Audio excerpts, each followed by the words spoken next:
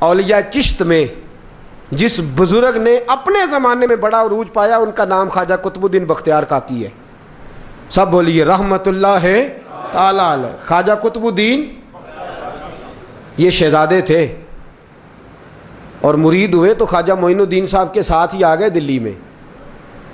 خواجہ معین الدین صاحب کی بھی کیا بات، عطائے رسول ہند الولی، اور ان کے مرید تھے بابا فرید الدین گنج شکر رحمت اللہ علیہ. اور مجھے اللہ جانتا ہے مجھے عشق کی حد تک پیار ہے بابا فرید صاحب سے، بڑا میرا درد ان کے ساتھ. اور میں جتنا اس صوفی کو پڑھتا ہوں کم ہی لوگوں کو میں نے پڑھا ہے. حضرت بابا فرید کے پیر اور خواجہ معین الدین صاحب کے خلیفہ کیا نام ہے؟ خواجہ قطب الدین.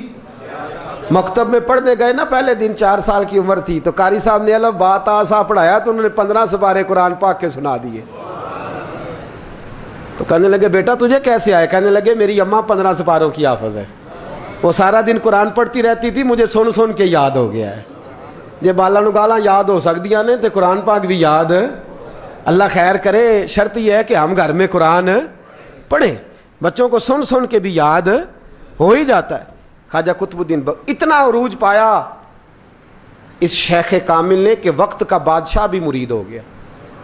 سلطان شمس الدین التمش مرید تھا، دلی کا بادشاہ بھی مرید تھا. اجمیر کا بادشاہ خواجہ معین الدین صاحب کا مرید نہیں ہوا، نہ پاک پتن کا بادشاہ بابا فرید کا مرید ہوا. لیکن خواجہ قطب صاحب کو اللہ نے یہ عظمت بھی دی، یہ شان ہے نا. اگرچہ صدقہ سارا خواجہ معین الدین کے قدموں کا ہی تھا، لیکن دلی کا بادشاہ مرید ہوا، اور اتنا اعلیٰ مرید ہوا کہ جب خواجہ قطب الدین صاحب کا وصال ہوا تو 3 شرطیں لگائی تھی. فرمایا میرا جنازہ وہ پڑھائے، جب سے توبہ کیا پھر اس کا سینے بد حرام کے لیے نہ کھلا ہو، اور جب سے توبہ کیا پھر لقمہ حرام اس کے گلے سے نہ گزرا ہو، اور جب سے توبہ کیا پھر کبھی نماز تہجد بھی قضا. بڑے بڑے صوفی میری طرح کے گردن جھکا کے کھڑے ہو گئے. 7ویں صف سے دلی کا بادشاہ نکل آیا، کہنے لگا پیرا ساری زندگی میں نے پردہ داری سے عبادت کی تھی، تو جاتی دفعہ مجھے بے نقاب کر گیا ہے. اتنا بڑا انہوں نے شخص تیار. اور حال یہ تھا، لوگ کہتے ہیں کہ فلانا آدمی امیر آدمی ہے تو حضرت صاحب کا تعلق پیر صاحب کا تعلق زیادہ ہے، تو اس کی عمارت نہ دیکھ، کبھی کبھی اس کی پرہیزگاری بھی دیکھ، اس کی خدمت گزاری بھی دیکھ. خواجہ قطب الدین صاحب پہ بھی الزام لگتے رہے. ایک الزام یہ بھی لگا کہ قریب چلے گئے. ہوا کیا، جب بادشاہ مرید ہوا تو کہنے لگا حضرت جی میں نے بادشاہی نہیں کرنی، میں نے اب خانقاہ میں رہنا ہے. تو فرمایا بیٹا تو چھوڑ دے گا تو کوئی ظالم بیٹھ جائے گا. تو حضور پھر کیا حکم ہے؟ فرمانے لگے تو نے کرنی ہے. تو کہا حضور آپ وہ کہاں ہوتے ہیں، میں کہاں ہوتا ہوں، دل ہی نہیں لگتا. تو آپ فرمانے لگے میں ڈیرا اٹھا کے تیرے قریب لے آتا ہوں. خواجہ صاحب 1 کلومیٹر کے فاصلے پر ڈیرا اٹھا کے لے آئے. فرمانے لگے میں تیری تربیت کرتا رہوں گا، تو مخلوق کا بھلا کرتے رہنا. صلی اللہ علیہ، تو حضور کی امت کا اللہ اکبر. وہ قریب، اس وقت بھی لوگوں نے بڑی باتیں کی کہ دیکھو جی بادشاہ تھا نا تو پیر صاحب ہی نیڑے آ گئے. لوگ دیکھتے نہیں کہ اصل بات کیا ہے. خیر وقت گزر گیا، بادشاہی مرید ہو گیا، تو پھر دلی سارے میں اسلام، اتنا عدل انصاف. ہندوؤں کو بات پسند نہ آئی، انہوں نے کچھ مسلمان خرید لیے. سلطان شمس الدین التمش بیٹھا ہے دربار میں، جاگ رہے ہیں نا آپ لوگ، سب کہیے صلی اللہ علیہ. بڑی غور سے سننے والی بات. ایک دن سلطان شمس الدین تمش دربار میں بیٹھا ہے، قاضی عدالت بھی بیٹھے ہیں، مقدمات سنے جا رہے ہیں. باہر سے رونے کی آواز آنے لگی، چیخنے چلانے کی. بی بی بیان کر رہی، کیا ہو گیا کیا ہو گیا. وہ ٹال لگے ہوتے تھے بادشاہوں کے، وہ بجنے لگے، زور ہونے لگا. بادشاہ نے کہا اس فریادی کو جلدی بلاؤ. وہ اندر عورت آئی تو چیخ چیخ کے رو رو کے اس نے اپنے کپڑے پھاڑ پھاڑ کے، برا حال، 2 مہینے کا بچہ. لوگ اس کی آہو زاری پر اس کی طرف متوجہ. بی بی کیا ہوا، پانی پلاؤ بٹھاؤ، یہ کیا ہو گیا. کہنے لگی لٹ گئی، عزت برباد ہو گئی، تباہ کر دی گئی. میں کیا ہوا؟ کہنے لگی بادشاہ ایک شخص میرا غیر شرعی خامند بنا، پھر مجھے حمل ہوا، پھر میری گود میں یہ بچہ ہے 2 مہینے کا. اب گئی ہوں تو وہ کہتا ہے کہ میرا تو تیرے سے تعلق ہی کوئی نہیں. بادشاہ کہنے لگے یہ سلطان شمس الدین تمش کی جگہ ہے، اور میں نے رسول اللہ صلی اللہ علیہ وسلم کے دین کے مطابق حکومت استوار کی ہے. کون ہے جو تیرے ساتھ؟ ابھی گردن نہ کاٹ دوں گا, بات کر کون ہے. کہنے لگی تو کچھ بھی نہیں کرے گا, کوئی کچھ نہیں کر سکتا. لوگ کلمے چھوڑ کے بیٹھ گئے, توجہ ادھر ہو گئی. پراپوگنڈے بڑا اثر کرتے ہیں معاشرے پہ. رنگ ایسا عجیب ہے, انداز ایسا عجیب ہے. فرمایا بات تو کر. اس عورت کی آواز گونجی تو حالات ہی خراب ہو گئے. کہنے لگی بادشاہ حوصلہ پیدا کر سننے کا. کہا تو بات کر. کہنے لگی میرے گود میں جو بچہ ہے یہ قطب الدین بختیار کاکی کا ہے, یہ تیرے پیر کی ناجائز اولاد ہے. اٹھاؤ, پروفیسر سلیم چشتی نے پی ایچ ڈی کی ہے, وہ لکھ رہے ہیں اس واقعے کو. تیرے پیر کا ناجائز بچہ ہے. ہاتھ کانپنے لگے بادشاہ کے.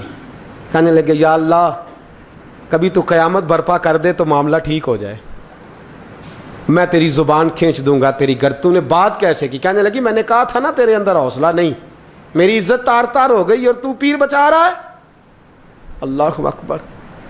سلطان شمس الدین تمش آسمان کی طرف دیکھ کے کہنے لگے مولا مجھ مجرم کو جس کی برکت سے اٹھا کے تو نے مسجد میں پہنچایا, آج مجھے تو نے کس امتحان میں ڈال دیا؟ یہ کیا رنگ تو نے زندگی کا بنایا ہے. کہنے لگی بلا اسے, اڑاب گردن. اللہ اکبر. خواجہ قطب الدین بختیار کاکی, ذرا اس جگہ پہ اپنے آپ کو کھڑا کر کے دیکھ میرے دوست. جو شخص دلی کے بازار میں نکلے تو دکانیں بند ہو جائیں, عورتیں گھروں میں گھس جائیں, جس کے نام پر چرچے ہوں دین کے, وہ شخص لاٹھی ٹکاتا ٹکاتا. عرس منانے آسان ہے, ڈھول ڈمکے کر کے گھروں کو جانا آسان ہے, پر ذرا ان کی راہوں کا مسافر تو بن انہوں نے انداز کیا اختیار کیا. حضرت خواجہ قطب الدین بختیار کاکی, خبر پھیل گئی. اتنی شہرت پاکیزگی کی نہیں ہوئی تھی جتنی اس جرم کی ہوئی. لاٹھی ٹکاتے ٹکاتے جب پہنچے نا بادشاہ کے دربار میں, بادشاہ اٹھنے لگا, قاضی اٹھنے لگا, لوگ اٹھنے لگے, تو قطب الدین بختیار کاکی کی آنکھوں میں آنسو آئے. مانے لگے بیٹو بیٹھ جاؤ, آج میں پیر بن کے نہیں آیا, میں مجرم بن کے آیا. اور کہا میرے مالک کا انصاف بھی دیکھو, دلی کا پیر آج دلی کی عدالت میں اپنے نا کردہ جرم کی صفائی دینے آیا ہے. بڑی لاٹھی پہ ٹیک لگائی. دلی کی گلیاں بھی روتی ہیں کہ یہ کیا رنگ, اللہ یہ تیرا کیا رنگ ہے. یہ تے میں گڈی تے ہاتھ ڈور سجن دے, او جنج رکھے اونج رہنا ہے, واجب نہیں جے وچ شریعت, مندہ خسم نو کہنا اے تن میرا کنگھی ہووے. میں زلف سجن دی واواں, پوش میرے دی جتی بن جائے, میں یار دی قدمی آواں. مارو مارو مینوں مار مکاؤ, کوئی یوزر نہ پیش لے آواں, جے سونا ہی میرے دکھ وچ راضی, جے سونا ہی میرے دکھ وچ راضی, تے میں سکھ نو چلے ڈاواں. پر یار فریدا جے کدی بل پے سونا, یار فریدا جے کدی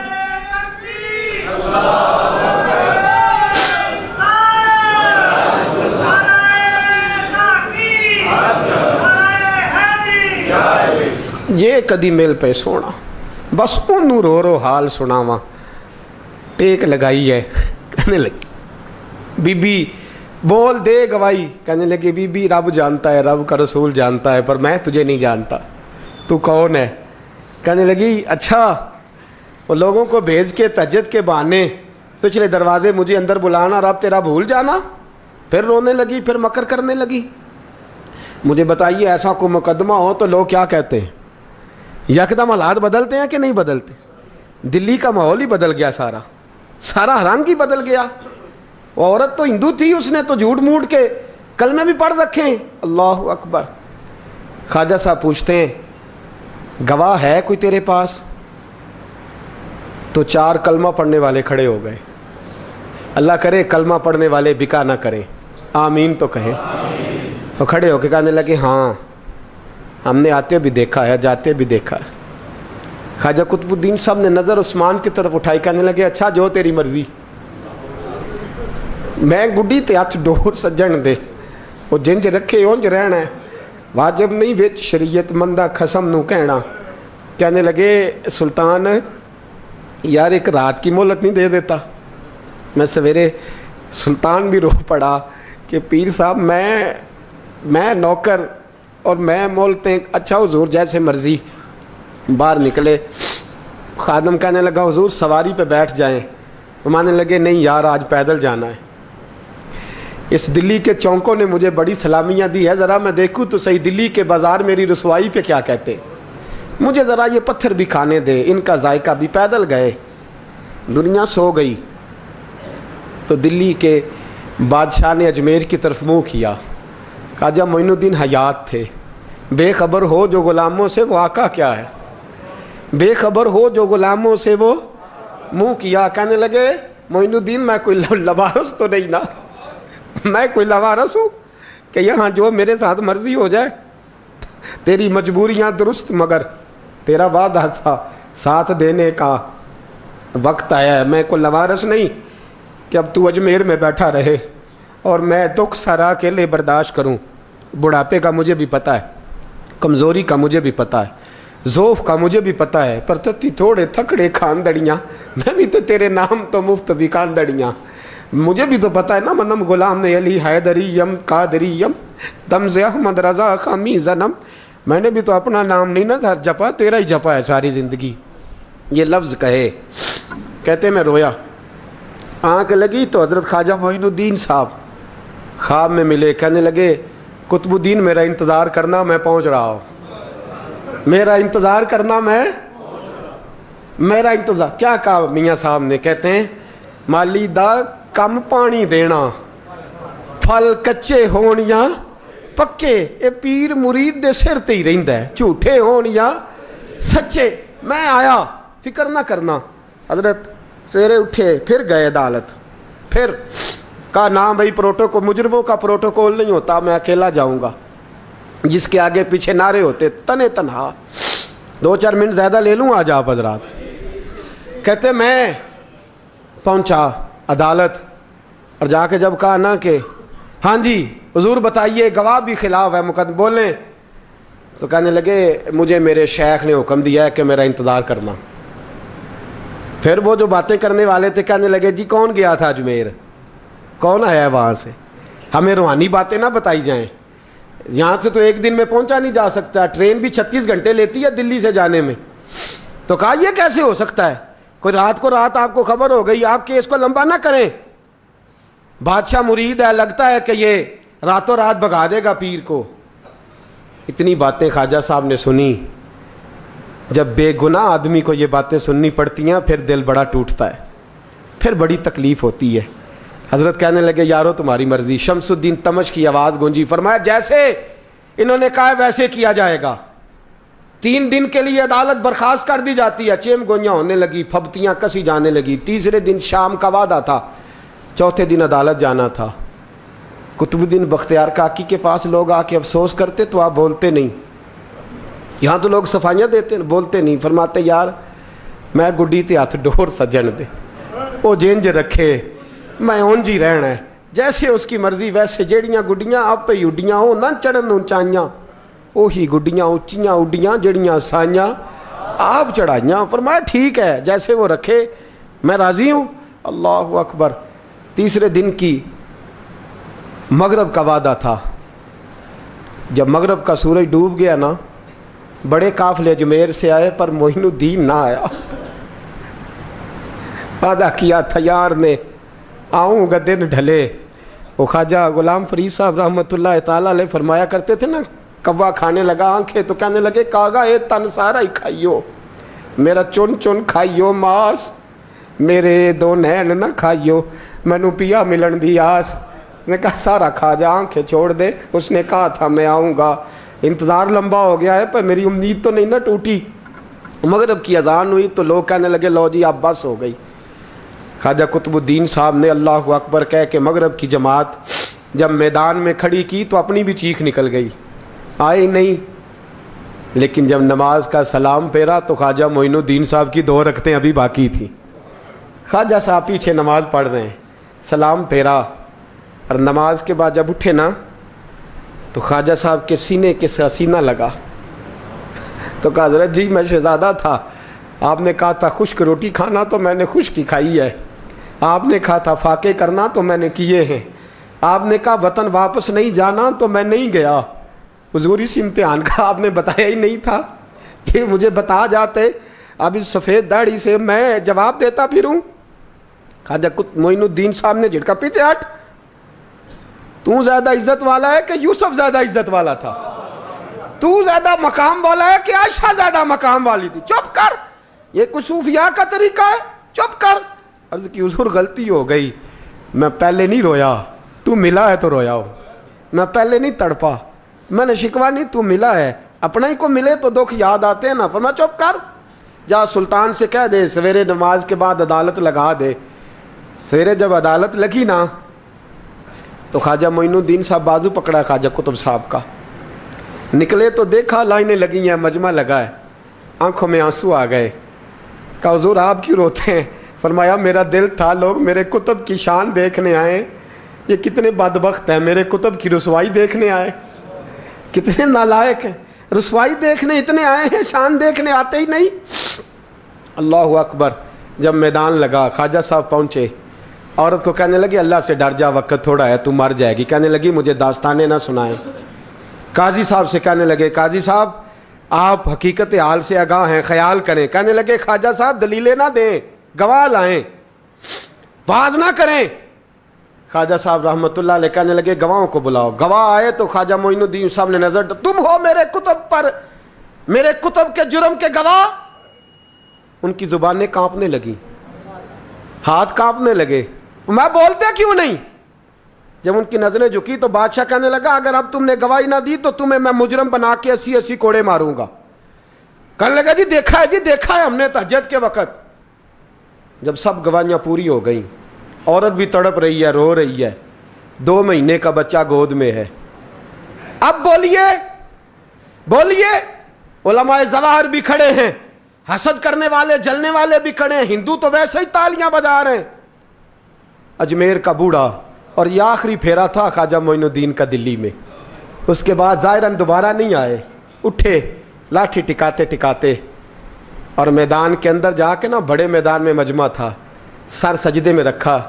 کہنے لگے یا اللہ میں ہندوستان مرضی سے نہیں آیا, تیرے رسول کا بھیجا آیا ہوں. پھر اٹھے اور کہنے لگے مولا تیرے نبی کا فرمان ہے کہ میری امت کے علماء بنی اسرائیل کے نبیوں کی طرح ہوں گے.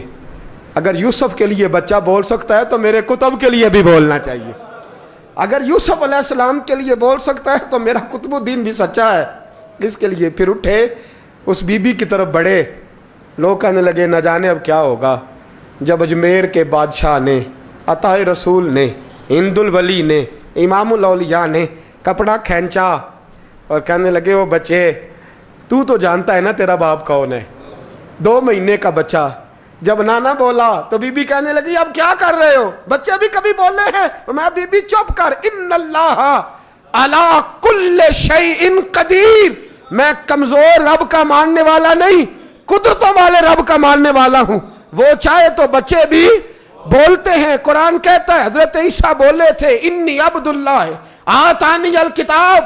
مریم بھی تو ولی اللہ تھی, وہ نبی تو نہیں تھی. اگر ولی اللہ بنی اسرائیل کا ہو بچہ بول سکتا ہے, تو اگر ولی اللہ محمد عربی کی امت کا ہو تو بچہ پھر بھی بول سکتا ہے. یوں کپڑا ہٹایا, بچہ بول. 2 مہینے کا بچہ ماں کی گود میں اٹھ کے بیٹھ گیا اور بچہ بول کے کہنے لگا السلام علیکم یا ولی اللہ. جب یہ لفظ ادا کیے تو نعرے لگنے لگے, لوگ رونے لگے. بی بی بے ہوش ہو کے گری, فرمانے لگے مجھے سلام نہ کر, میرے کتب کی بات بتا. کہنے لگا قسم ہے اللہ کی عزت کی, وہ سامنے مجمع جو سردار بیٹھا ہے وہ میرا باپ ہے. قطب الدین تو بے گناہ ہے, قطب الدین تو بے گناہ ہے, میرا باپ تو وہ بیٹھا ہے. یہ قاضی بھی سازش میں شریک ہے, کئی مسلمان خریدے گئے, یہ گواہ خریدے گئے. جب گواہی ہو گئی, بچہ یہ لفظ کہہ کے اللہ اکبر کہتا ہوا پھر چپ کر گیا. خواجہ قطب الدین صاحب کا بازو پکڑا, خواجہ معین الدین صاحب نے مجمع سے باہر نکلے. لوگ کہنے لگے حضور آپ کچھ بولتے نہیں. فرمانے لگے جس نے بولنا تھا وہ بول چکا ہے, جس نے بولنا تھا وہ جو جادو, وہ جو سر چڑھ کے بولے. فرمایا تم نے افواہوں پہ نظر رکھی اور میں نے اللہ کی قدرت پہ نظر رکھی. تم نے اس کے کردار کو جھنجھوڑا اور میں نے اس کے کردار کو تعمیر کیا. حضرت سلطان شمسالدین تمش بھی پیچھے دوڑے، کہا حضور کہاں لے جا رہے ہو؟ اور میں کتب میرا آیا، میں جمائر ساتھ لے کے جا رہا ہوں، اب میں نے اپنا بچہ تمہارے سپرد اب میرے پاس رہے گا، تم نے ستایا میری اولاد کو، اب یہ میرے پاس رہے گا، میں نے نہیں تمہیں دینا۔ لوگ راہیں بچھا کے نظریں بچھا کے بیٹھ گئے، پاؤں میں گر گئے، کہنے لگے حضور ہمارے لیے نہیں، رسول اللہ کے دین کے لیے، ہمارے لیے نہیں، تعمیر شریعت کے لیے، ادائے سنت کے لیے چھوڑ جائیے۔ خواجہ صاحب کہنے لگے قطب الدین جا، تجھے چھوڑ کے جاتا ہوں، اب قیامت تک کوئی تیری رسوائی کی جرت نہیں کر سکے گا۔ عزیز یاد رکھ، نہ افواہوں پہ لگا کریں، نہ کسی برادری، کسی قوم، کسی شخص کے بارے میں ایسی باتیں، یہاں تو لوگ گڑ گڑ کے چیزیں لاتے ہیں، گڑ گڑ کے چیزیں لاتے ہیں، اور جن کی ہیں ان کے پاس بڑے دلائل ہیں اپنی صفائی پیش کرنے کے لیے۔ جو غرباء مساکین ہوتے ہیں وہ بیچارے اپنی عزت پر لگا ہوا داغ دھو بھی نہیں پاتے، ہم بڑا لوگوں پر دھبا لگا کے ثابت کر گزرتے ہیں، اور پھر صدیاں گزر جاتی ہیں۔ میری غربت نے کیا مجھ کو زمانے میں بدنام، تیری دولت نے تیرے عیب چھپا رکھے ہیں۔ اللہ کا قرآن کہتا ہے جب خبر پہنچے تو تحقیق کر، خیال کر، اس کے بعد پھر آگے اس کو بیان کر۔ اللہ ہمیں سمجھنے کی توفیق دے۔ آخر دعوان ان الحمدللہ۔